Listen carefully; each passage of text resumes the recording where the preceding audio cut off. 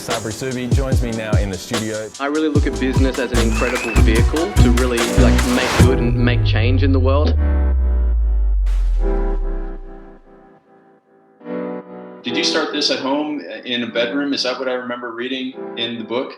Yes, so I started King Kong in 2014 from a rented bedroom with no more than $50 and an old computer that my girlfriend had bought me, who is now my wife. And no balling buddies or rich uncles or people just handing me money. Like, I rolled up my sleeves, 150 cold calls a day, and desperately just called strangers to get them as clients. Wow. And then, so when you started getting clients and all of a sudden you got overwhelmed with work, and for the people out there who feel the same way, what were the first steps that you took to get back control over the chaos? It's a great question.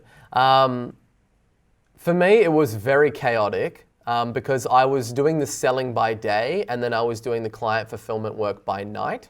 So I was working 16 hours a day in the beginning, and it was just hectic. I would wake up, bring on the clients, then do the work. Then I started to, get contractors, brought my wife to come and help me out in the business.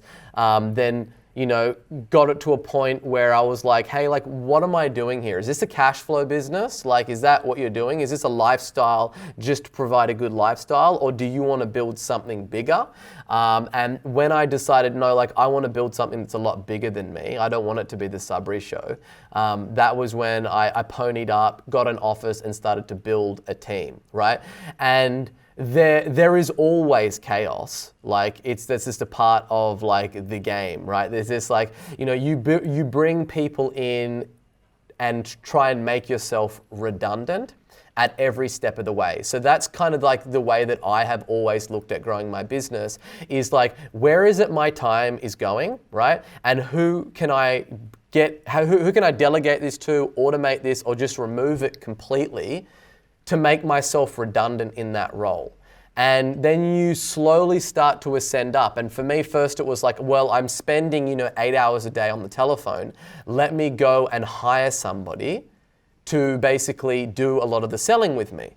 And then let me get an account manager and let me do this and let me do that. So you always are looking to kind of make yourself redundant throughout that process. But, there is always going to be chaos. There is always going to be problems in scaling a business. I often liken scaling a business to eating a mouthful of fire ants while riding a motorbike blindfolded through the snow at 100 miles an hour naked, right? There's a lot of uncertainty in doing these things, but it doesn't get easier. You just have to get better, and you have to get better in building moats around yourself. So there's not the same amount of static and white noise, right? But there will always still be some level of chaos, but you just don't want it to get so big that you're not able to work on the important things. If you enjoyed this video, please like and subscribe. We're dropping a video like this almost every single day on YouTube. And if you've got any questions, leave them in the comments box below with hashtag HeySabri, and I'll do my best to get in there and get that answered.